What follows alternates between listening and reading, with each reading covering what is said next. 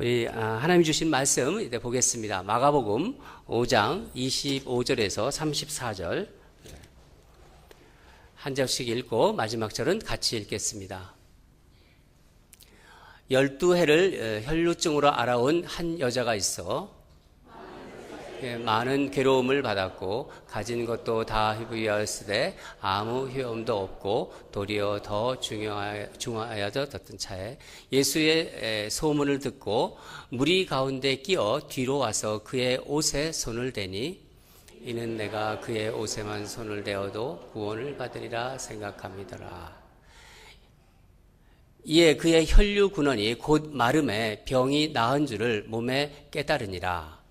예수께서 그 능력이 자기에게서 나간 줄을 곧 스스로 아시고 무리 가운데서 돌이켜 말씀하시되 누가 내 손에 손을 대었느냐 하시니 제자들이 여짜오되 무리가 애워싸 미는 것을 보시며 누가 내게 손을 대었느냐 물으시나이까 하되 예수께서 이 행한 이 여자를 보려고 둘러보시니 여자가 자기에게 이루어진 일을 알고 두려워하여 떨며 와서 그 앞에 엎드려 모든 사실을 여쭈니 예수께서 이르시되 딸아 내 믿음이 너를 구원하였으니 평안하라 내 병에서 놓여 건강할지어다. 아멘. 네.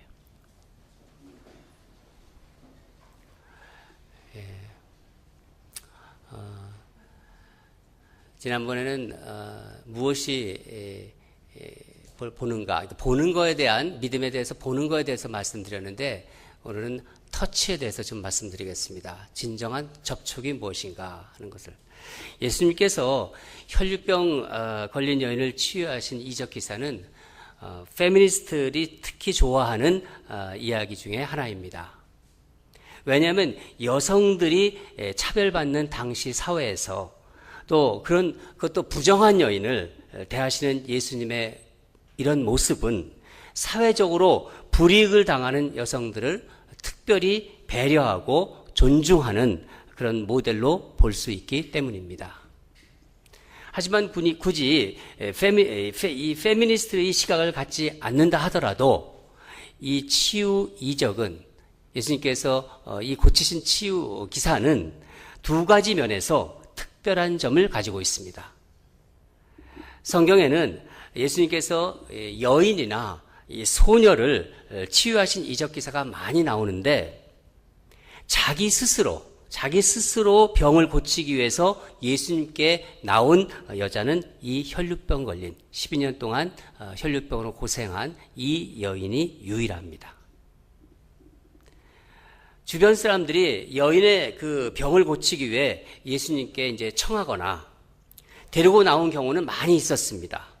예를 들자면은 베드로의 장모를 이제 고치기 위해서 베드로가 요청을 해요. 자기 장모를 고치기 위해서. 그래서 예수님은 베드로의 장모를 고쳐주시죠. 치유하시죠.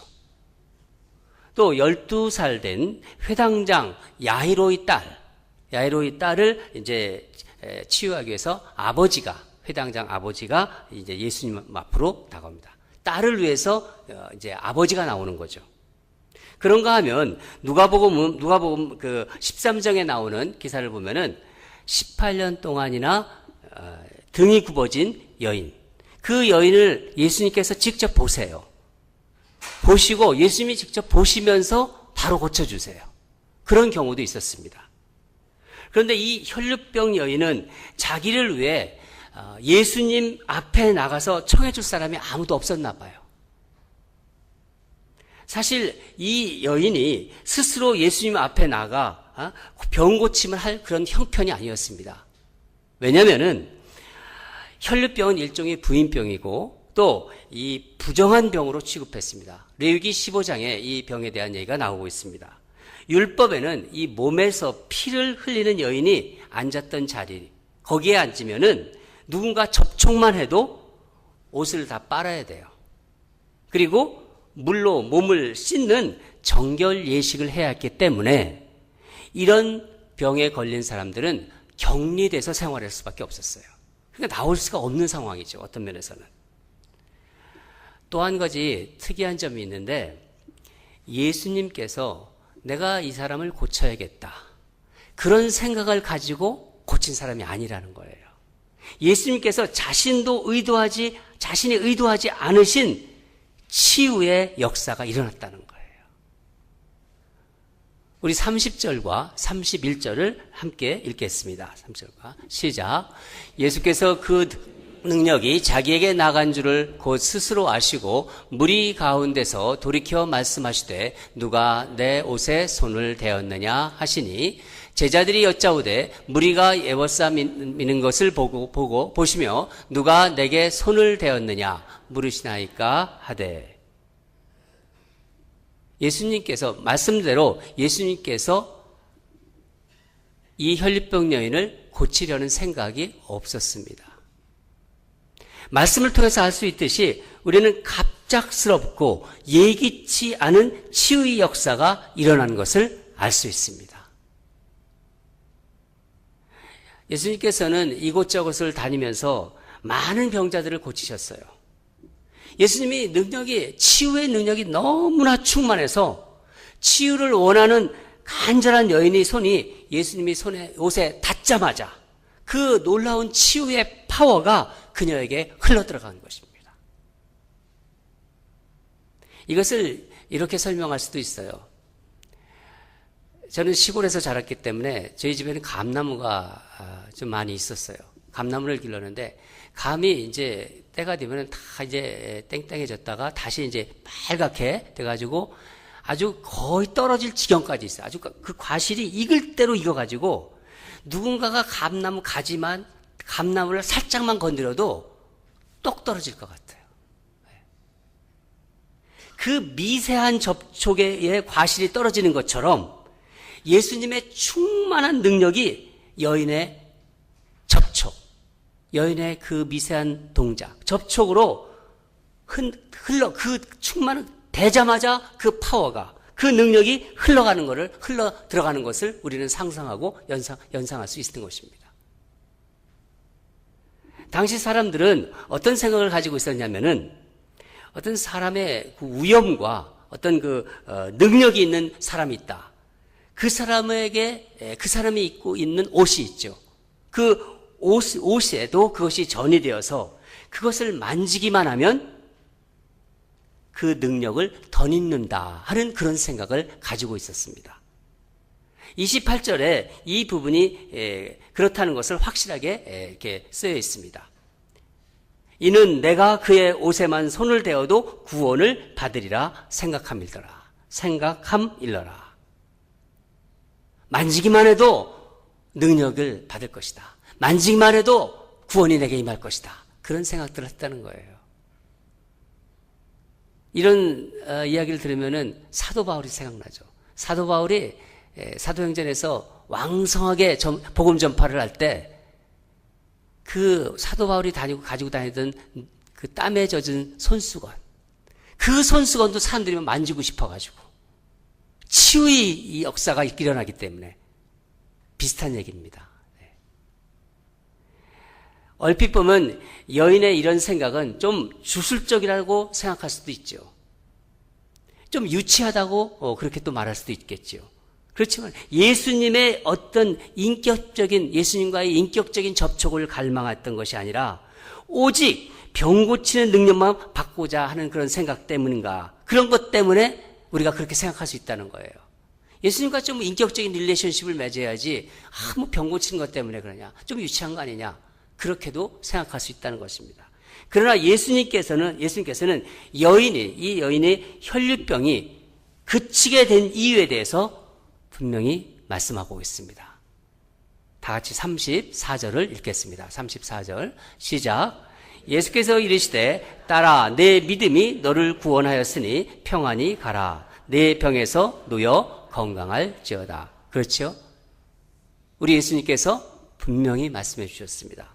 예수님께서는 자신의 옷자락을 만진 여인의 행동이 믿음의 행동이었다고 말씀하고 계신 거예요. 그게 믿음의 행동이었다. 그렇다면 이 혈류병 걸린 여인, 이 이방 여인의 믿음이 어떻게 시작되었을까요? 여인의 믿음은 예수님에 대한 소문을 들으면서 시작된 것 같습니다. 사도 바울은 로마서 10장 17절에서 믿음은 들음에서 난다고 말씀하고 있습니다. 들음에서 난다.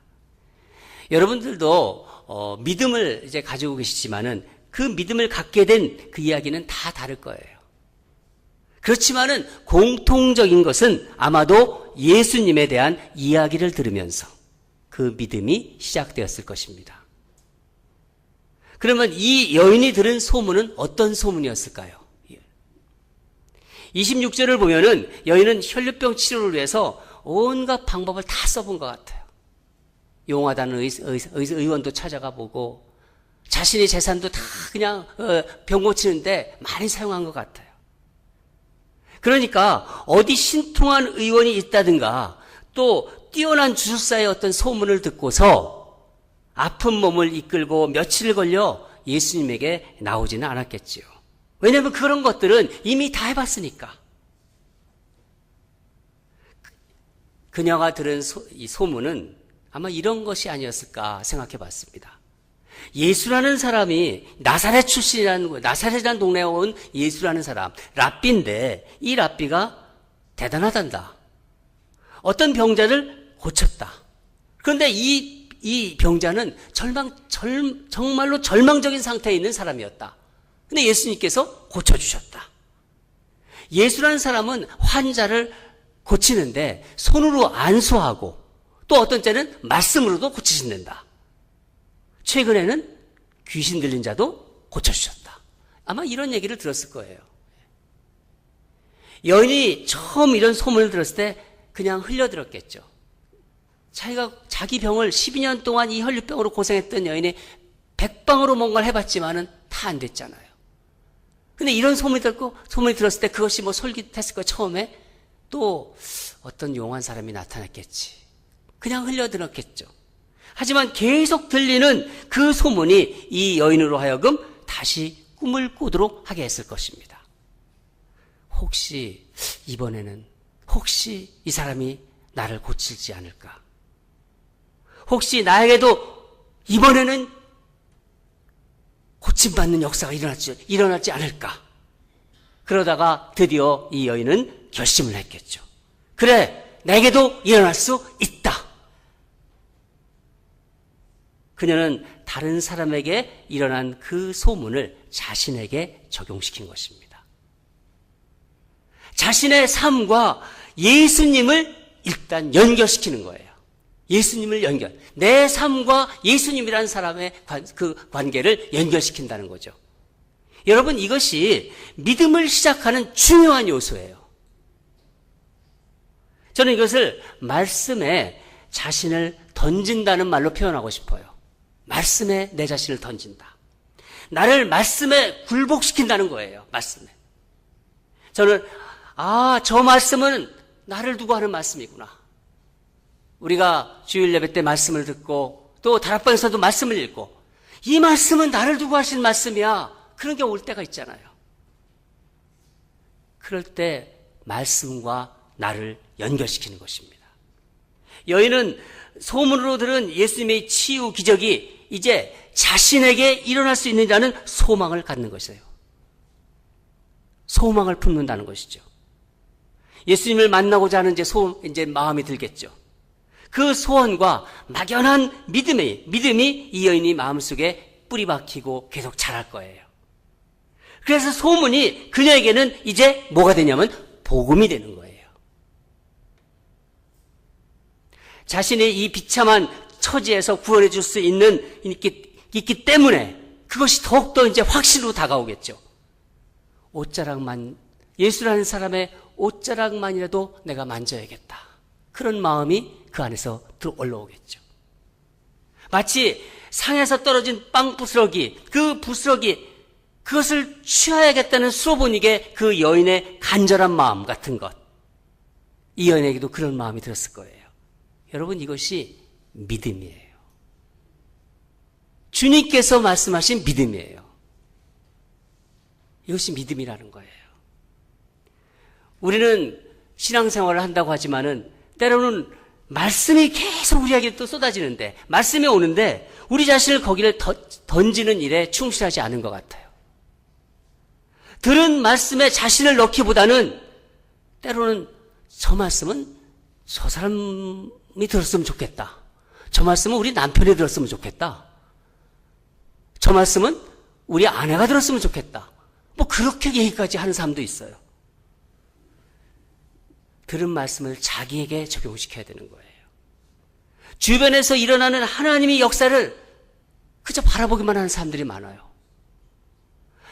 아, 그런 일이 있었구나. 참 믿음이 좋아졌대. 감동만 받아요, 감동만. 그 감동만 받는 걸로 만족합니다. 정말 중요한 것은 나를 그 말씀에 던져 넣어야 되는데, 나 자신은 지금 내가 지금 목이 마른 상태인데도 다른 사람이 갈증을 해결해 준 그 생수를 먹으려 하지 않아요. 내가 지금 배가 고파요. 내가 배가 고픈데도 다른 사람이 먹는 그 영원한 생명의 떡, 그것을 먹지 않아요. 그 생명의 떡을 먹으면 되는데 내가 지금 배가 고픈데도 그걸 먹으려 하지 않는다는 거예요. 하나님의 말씀은 매일 큐티를 통해서도 쏟아지고, 말씀은 계속 모르는데 나는 여전히 목마르고, 나는 여전히 배가 고프고, 사랑을 찾기 위해서 헤매고, 인정받기 위해서 헤매는 자신을 보게 됩니다. 여러분, 말씀에 자신을 집어넣어야 되는 거예요. 내 자신을 말씀에. 자기에게 주시는 말씀으로 그것을 받아야 되는 거예요. 정말 안타까운 것은요, 나는 회복하기를 원한다고 얘기를 해요. 나는 새로운 삶을 살겠다고 말로는 얘기를 하세요. 그리고 회복시키는 주님을 믿는다고까지 얘기도 하세요. 그런데 정작 회복을 위해서 별로 기도도 안 하세요. 회복을 위해서 내가 내가 노력해야 될 거는 한 걸음도 내딛지 않으세요. 그런 일이 있어서는 안 되겠지만은, 제가 말씀을 준비하면서 여러분에게 어떻게 실감나게 이걸 말씀드릴까 하다가 우리 교회를 생각했습니다. 우리 교회 예배당을 해서 우리 교회 예배당이 불이 났어요. 가정으로. 불이 타나가는데, 아니, 5살 먹은 어떤 아이가 지붕에 올라가 있는 거예요. 불은 온통 그냥 타고 있는데, 애 같은 아버지가, 그 애 아버지가 아래에서 두 팔을 벌리고, 얘야, 뛰어내려라. 내가 받아줄게. 뛰어내려라. 너 거기 있으면 안 돼. 빨리 뛰어내려. 그래. 그것을 보고 아이는 아빠가 자기를 받아줄 거라는 그 믿음을 가지고 있겠죠. 그것도 믿음이에요. 그러면서 그 믿음이 시작되는 거죠. 아빠는 나를 받아줄 것이다. 아빠가 나를 받아줄 만큼 강하다는 것도 알 거예요, 아이가. 그것도 믿음입니다. 그러나 무엇보다도 중요한 것은 믿음의 정수는 아이가 뛰어내리는 거예요. 아이가 뛰어내리는 거예요. 그게 믿음입니다. 그 믿음의 증명이 중요한 거예요. 여러분, 그것이 구원을 얻는 믿음입니다. 예수님의 옷깃을 만질로 불안한 거예요. 몰래 가서 만졌으니까 이 여인이 불안하잖아요. 떨리고. 근데 예수님이 앞으로 오신 거예요. 얼마나 두렵겠어요. 다가오십니다. 34절에 어떻게 말씀하시냐면, 딸아, 내 믿음이 너를 구원하였으니 평안히 가라. 내 병에서 놓여 건강할지어다. 딸아. 갑자기 예수님이 이 여인을 보고 딸이라고 얘기하는 거예요. 얼마나 다정한 호칭이에요. 딸아 할 때 얼마나, 아들아 하는 것처럼 얼마나 따스하고 사랑스러운 말입니까? 이 여인이 새로운 이름이에요. 주님께서 부르신 새로운 이름. 딸이라는 것은 관계적인 호칭이잖아요. 친근하고 안전한 보호관계. 그것을 잘 나타내는 말입니다. 여인은 이제 더 이상 불결한 질병에 눌려서 그렇게 사는 비참한 여인이 이제 아닙니다. 하나님의 존귀한 딸로서 그 몸뿐만 아니라 마음의 상처, 영적인 그 피폐함까지 다 고침을 받은 거예요. 온전히 회복된 것입니다. 그래서 예수님은 이미 몸의 치유를 경험한 그 딸에게 선포하십니다. 내 믿음이 너를 구원하였으니 평안히 가라. 병에서 놓여 건강할지어다. 여러분, 우리 믿음은요, 어떤 때는 좀 유치한 데서부터 시작을 해요. 그런데 시작해도 그것으로 인해서 예수님 앞으로 인도받아서 말씀을 듣고 말씀이신 그 예수님 안으로 뛰어드는 거예요. 뛰어들면서 드디어 구원에 이르는 믿음으로 성장하게 되는 것입니다. 유치한 데부터 시작됐는데 구원에 이른 이름으로 들어간다는 겁니다. 예수님은 연약한 믿음도 칭찬하시고 그 믿음을 통해 큰 구원을 이루시는 하나님이십니다. 하나님의 말씀이 자신의 것이 되어야 돼요. 그게 복받는 사람이에요. 받은 말씀에 자신을 던지시기 바랍니다.